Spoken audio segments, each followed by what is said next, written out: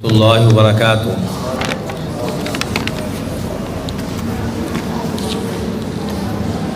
الحمد للہ رب العالمین والصلاة والسلام علی نبینا محمد وعلی آلہ وصحبہ اجمعین، اما بعد۔ آج کی نماز تراویح میں آغاز کیا گیا سورہ بقرہ کی آیت نمبر 260 سے۔ مثل الذین ينفقون اموالهم فی سبیل اللہ کمثل حبۃ انبتت سبع سنابل فی کل سنبلۃ مئۃ حبۃ واللہ یضاعف لمن یشاء واللہ واسع علیم۔ اس آیت میں خوشخبری ہے ان لوگوں کے لیے جو اللہ کی راہ میں مال خرچ کرتے ہیں، جو مساجد کے اوپر مال لگاتے ہیں، مدارس کے اوپر لگاتے ہیں، یتیموں بیواؤں کے اوپر صرف کرتے ہیں، دین کے طالب علموں پہ خرچ کرتے ہیں۔ اللہ تعالیٰ کہہ رہے ہیں کہ ان لوگوں کی مثال جو میری راہ میں مال خرچ کرتے ہیں، ان کے اس مال کی مثال ایک دانے کی طرح ہے۔ وہ دانہ جس کو کسان زمین میں بوتا ہے، وہ ایک دانہ ہوتا ہے، اس ایک دانے سے 7 خوشے پیدا ہوتے ہیں اور ہر خوشے میں 100 دانے ہوتے ہیں، تو ایک دانے سے کتنے دانے بن گئے؟ 700۔ تو اللہ تعالیٰ کہہ رہے ہیں کہ جو میری راہ میں اخلاص سے خرچ کرے گا، ریاکاری سے بچ کر مجھے راضی کرنے کے لیے، تو میں اس کے ایک پیسے پہ، 1 روپے پہ ممکن ہے کہ اس کو 700 روپے کا اجر و ثواب دوں۔ تو میرے بھائیوں، رمضان کا مہینہ اور یہ آیت اور ادھر نبی علیہ السلام کی سیرت کہ رمضان کے مہینے میں آپ اللہ کی راہ میں تیز رفتار، آندھی سے زیادہ رفتار کے ساتھ اللہ کی راہ میں مال خرچ کیا کرتے ہیں۔ میرے بھائیوں، میں آپ کی توجہ چاہوں گا، اس پہلی آیت میں کیا مسئلہ تھا؟ کون بتائے گا ذرا؟ جی، اس پہلی آیت میں کیا مسئلہ تھا؟ جی، جو بندہ ایک روپیہ اللہ کا استعمال، ہاں، اللہ کی راہ میں مال خرچ کرنا۔ یہ 20 منٹ جو ہے قرآن کا، آپ نے جاننا ہے کہ قرآن میں ہم سے کیا بیان کیا جا رہا ہے۔ یہ 20 منٹ جو ہے اس لیے نہیں ہے کہ آپ اس میں اپنی نیند پوری کریں۔ تو پہلا مسئلہ یہ تھا، لیکن ساتھ ہی اللہ نے خبردار کر دیا کہ میری راہ میں مال خرچ کرنے کا فائدہ تب ہوگا جب مال خرچ کرنے کے بعد آپ احسان نہ جتائیں۔ اگر آپ اپنے کسی رشتہ دار پہ خرچ کرتے ہیں، بعد میں احسان جتاتے ہیں، ساری محنت ضائع گئی۔ اور ہم الحمدللہ نمازی لوگ ہیں، ہم کو ایسا کام کرتے ہی نہیں ہے، ایسے ہی ہے نا؟ کبھی بیوی پہ احسان نہیں جتایا، سوٹ لے کر دیتے، کبھی احسان تو نہیں جتایا نا؟ اچھا گھر لے کر دیا، کبھی احسان نہیں جتایا۔ بالکل ہم یہ کام نہیں کرتے۔ تو اللہ تعالیٰ فرما رہے ہیں میری راہ میں مال خرچ کرنے کا اس سے فائدہ ہوگا جو احسان بھی نہ جتائے اور جس کو دیا اسے کوئی تکلیف نہ دے، اور یہ کام ریاکاری کے لیے نہ ہو۔ تو یہ پہلا موضوع تھا ہمارے آج کے اس پارے میں۔ دوسرا موضوع سود کی حرمت کا اعلان کہ سود حرام ہے۔ فرمایا یا ایھا الذین آمنوا اتقوا اللہ وذروا ما بقی من الربا، اے ایمان والو اللہ سے ڈرو اور جو سود تم نے کسی سے لینا ہے وہ بھی نہ لو۔ آئندہ نیا معاہدہ تو کرنے کی اجازت ہی نہیں ہے، لیکن جو پہلے سے معاہدہ تم نے کر رکھا ہے جب تمہیں مسئلے کا علم نہیں تھا، وہ معاہدہ بھی توڑ دو۔ آپ نے کسی کو دیا تھا 50,000 روپیہ ایک شرط پہ کہ واپس کتنے لوں گا؟ 55,000۔ فرمایا وہ معاہدہ ختم کر دو، 50,000 واپس لو، 55,000 واپس لینے کی اجازت نہیں ہے۔ ہم عجیب آدمی ہیں، سود ہم تو نہیں لیتے نا؟ نہیں لیتے۔ کبھی کسی کو مکان گروی پہ دیا ہو، پکی بات ہے، تو ویسے اس کی اجازت ہے مکان گروی پہ دینا کسی کو، یعنی کہ مجھے 5 لاکھ روپیہ دے دو، میں 1 سال کے بعد تمہیں 5 لاکھ روپیہ واپس کر دوں گا، اس وقت تک میرا مکان تم استعمال کرو۔ کیوں جی؟ یہ معاہدہ ٹھیک ہے؟ یہ مکان استعمال کرنے کی اجازت کیوں دی جا رہی ہے؟ اس لیے کہ میں نے قرض دیا ہے، تو قرض کے اوپر کوئی بھی فائدہ اٹھانے کی اجازت نہیں ہے. میں نے آپ کو قرض دیا اور آپ کی شاپ ہے مٹھائی کی, اور میں وہاں پہنچ جاتا ہوں, برفی کا ایک دانہ اٹھا لیا, لڈو کا ایک دانہ اٹھا لیا, جائز ہے؟ اگر میرے پہلے سے آپ کے ساتھ ایسے تعلقات ہیں پھر تو ٹھیک ہے, لیکن اگر قرض کے بعد یہ صورتحال پیدا ہوئی ہے تو یہ سود ہے, حرام ہے. لڈو کا یہ دانہ جس کو آپ نے قرضہ دیا ہے اس سے کسی قسم کا فائدہ نہیں اٹھا سکتے. مثال کے طور پہ آپ نے مجھے قرضہ دیا اور میں قرآن کا حافظ ہوں, اب آپ کہتے ہیں جی حافظ صاحب میرے بچے کو قرآن پڑھا دیا کریں فری میں, کیوں؟ کیونکہ قرضہ دیا ہوا ہے. جائز ہے؟ نہیں, یہ آپ مجھ سے سود لے رہے ہیں. قرض کے اوپر فائدہ نہیں لینا. قرض کے اوپر فائدہ لینا ہے تو کس سے؟ اللہ رب العزت سے. جب آپ کسی کو قرض دیتے ہیں مثال کے طور پہ 10,000 روپیہ ایک مہینے کے لیے, تو کتنا ثواب ملتا ہے جانتے ہیں؟ روزانہ اللہ کی راہ میں 10,000 روپیہ صدقہ کرنے کا ثواب ملتا ہے روزانہ. یعنی کہ ایک مہینے کے بعد کتنا ثواب ہو جائے گا؟ 10 کو 30 سے ضرب دے دی, کتنا ہو گیا؟ 30 لاکھ کا ثواب ہو گیا. اچھا اب مہینہ پورا ہو گیا, لیکن جس کو قرض دیا تھا وہ آگے سے کہتا ہے کہ میں بڑا پریشان ہوں, مجھے 5 دن اور دے دیں. آپ نے 5 دن اور دے دیے, اب کتنا ثواب ملے گا؟ اب یہ جو 5 دن آپ نے دیے نا, ہر دن ڈبل ثواب ملے گا. قرضہ کتنا دیا تھا؟ 10,000. پہلے ثواب مل رہا تھا 10,000 روزانہ کا, اب ثواب ملے گا 20,000 روپیہ صدقہ خیرات کرنے کا روزانہ. تو قرضہ آپ نے دینا ہے اللہ سے جو ثواب لینے کے لیے. قرضہ اس لیے نہیں دینا کہ مجھے مالی فائدہ ملے, یہ کام بالکل نہیں کرنا. تو سود کی کئی اور اقسام بھی ہیں لیکن وقت کم ہے, میں ان کی طرف اشارہ نہیں کروں گا. لیکن میں یہ بتاؤں گا کہ امام مالک رحمہ اللہ کے پاس ایک آدمی آیا. کس امام صاحب کے پاس آیا؟ حدیث صاحب سے پوچھیں تو حدیث صاحب کس کے پاس آیا؟ حدیث صاحب پکڑے گئے, دیکھا امام مالک کے پاس. امام مالک کے پاس ایک آدمی آیا, بات سننے والی ہے توجہ سے, میری مائیں بہنیں بھی ذرا دھیان سے سنیں. امام مالک کے پاس آدمی آ کے کہتا ہے جی میں پریشان ہوں, میرا مسئلہ حل کریے. مسئلہ یہ ہے کہ میں باہر کہیں جا رہا تھا تو میں نے دیکھا ایک آدمی جس نے نشہ کیا ہوا تھا, شراب پی ہوئی تھی, وہ چھلانگے لگا رہا تھا, چھلانگے لگا کے چاند کو پکڑنے کی کوشش کر رہا تھا. چاند کو پکڑ رہا ہے کون؟ نشئی, شراب پینے کی وجہ سے, نشہ کرنے کی وجہ سے. کہتے ہیں جب میں نے اس کی صورتحال دیکھی تو میں نے کہا کہ انسان کے پیٹ میں جو چیزیں داخل ہوتی ہیں ان میں سے سب سے بری, سب سے گندی چیز شراب ہے. اور اگر میری یہ بات غلط ہو تو میری بیوی کو طلاق. اگر یہ بات غلط ہو تو میری بیوی کو, یہ بڑی لوگوں کی عادت ہوتی ہے بات میں بیوی کو طلاق. یعنی کہ گفتگو آپس میں دوستوں کی ہو رہی ہے اور بیوی گھر بیٹھی ہے, اس کو خواہ کی طلاق. تو یہ طلاق کو کھیل تماشا نہیں بنانا چاہیے. بہرحال اس آدمی نے کہہ دیا. اب امام مالک سے کہتا مجھے بتائیں کہ میری بیوی کو طلاق ہوئی کہ نہیں. امام صاحب نے کہا مجھے 1 دن دو, اگلے دن آنا, میں غور کرتا ہوں. وہ آدمی آیا, کہا نہیں مجھے مزید ٹائم دو.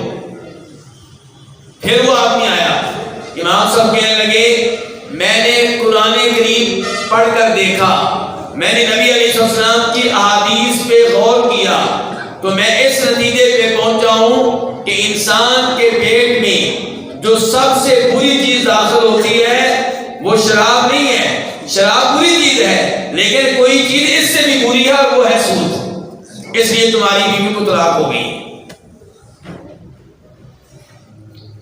پھر امام صاحب نے بتایا کہ سود سب سے بری چیز کیوں ہے, کیونکہ اللہ تعالیٰ کہہ رہے ہیں فَإِن لَّمْ تَفْعَلُوا فَأْذَنُوا بِحَرْبٍ مِّنَ اللَّهِ وَرَسُولِهِ کہ میں نے سود حرام قرار دے دیا, اگر تم اب بھی باز نہ آئے تو یہ تمہارا اللہ کے رسول سے اعلان جنگ ہے. یہ کہ تم یہ کہتے ہو کہ میں اللہ سے لڑنے کے لیے تیار ہوں, سود نہیں چھوڑوں گا, اللہ سے جنگ کرنے کے لیے تیار ہوں, اللہ کے رسول سے جنگ کرنے کے لیے تیار ہوں. اور جو اللہ کے رسول سے جنگ کرے گا کبھی کامیاب ہو سکے گا؟ نہیں۔ اس کے بعد اللہ تعالیٰ نے کہا، اور یہ آج کا تیسرا مسئلہ، اللہ نے کہا وَإِن كَانَ ذُو عُسْرَةٍ فَنَظِرَةٌ إِلَىٰ مَيْسَرَةٍ، جس کو آپ نے قرضہ دیا، آپ نے نیکی کی، وہ ہو گیا مزید تنگ دست، اس کے حالات مزید خراب ہو گئے، اگر آپ اس کو مہلت دیں گے تو آپ کو مزید اجر و ثواب ملے گا، اور اگر آپ اس کی صورتحال دیکھ کے قرضہ سرے سے معاف کر دیں، یہ تو بہت بڑی نیکی ہے۔ فرمایا نبی علیہ الصلوۃ والسلام نے، مسلم شریف کی حدیث ہے کہ جس کو آپ نے قرضہ دیا ہے، اگر وہ تنگ دست ہے، پریشان ہے، آپ اس کو مزید مہلت دے دیں یا اس کا قرضہ معاف کر دیں، اللہ تعالیٰ روز قیامت آپ کو عرش کے سائے میں جگہ دے گا۔ لیکن ساتھ ساتھ یہ بھی بتا دوں کہ اگر قرضہ واپس کرنے کی طاقت ہے تو جس نے آپ کو قرضہ دیا اسے تنگ کرے، یہ بھی جرم ہے۔ آپ نے قرضہ لیا تھا مہینے کے لیے، آپ ایک دن بھی اوپر نہ ہونے دیں۔ اللہ کے رسول فرماتے ہیں صلی اللہ علیہ وسلم، مقل الغنی ظلم، مالدار آدمی کا قرضہ واپس کرنے میں ٹال مٹول سے کام لینا یہ ظلم ہے، اور روز قیامت ظلم کا جواب دینا پڑے گا۔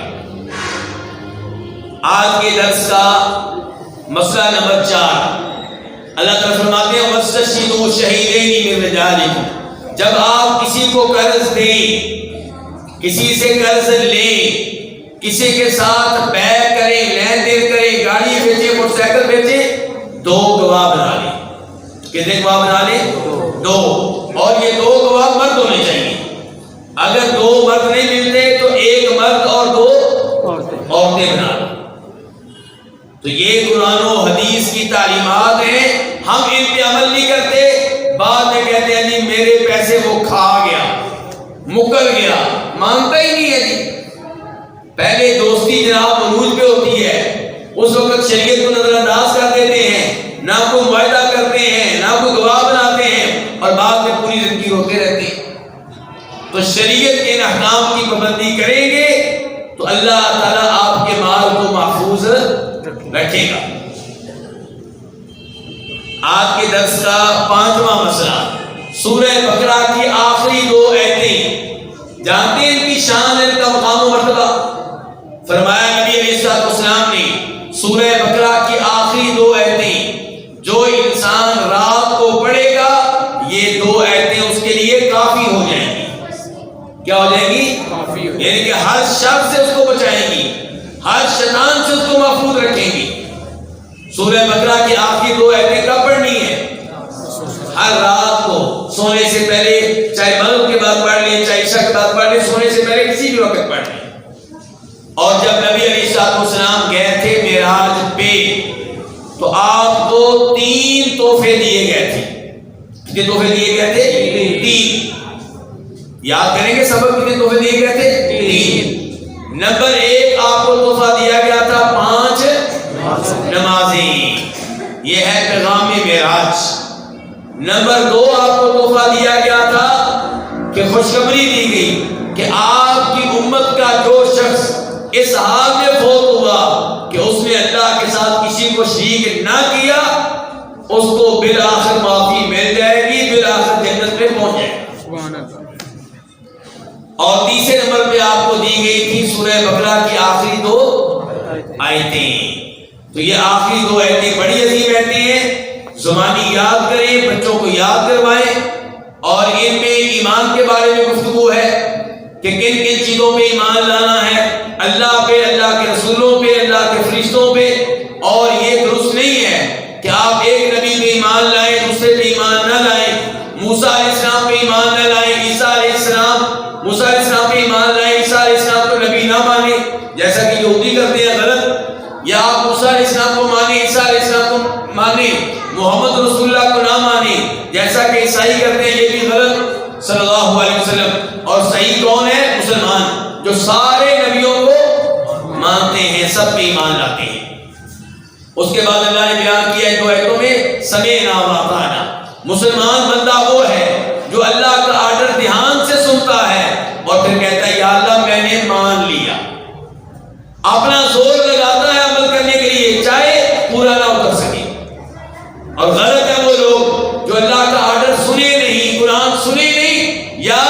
سننے کے بعد کہیں بھائی اس کے اوپر میں نہیں عمل کر سکتا، یہ غلط ہے۔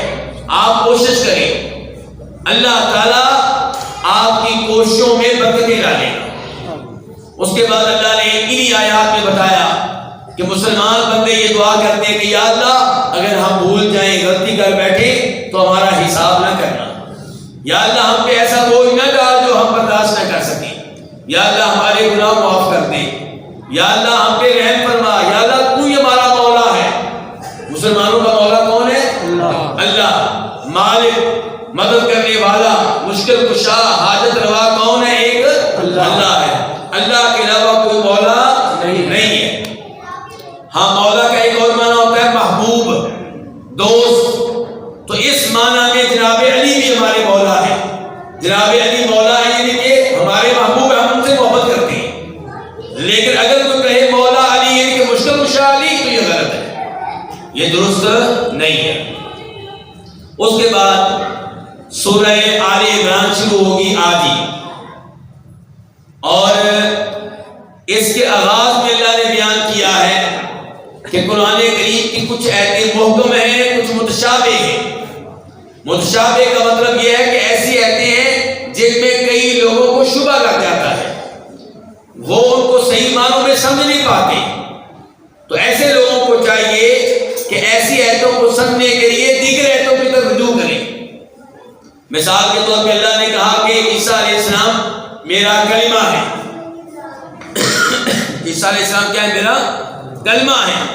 اور عیسیٰ علیہ السلام اللہ کی طرف سے ایک روح ہے۔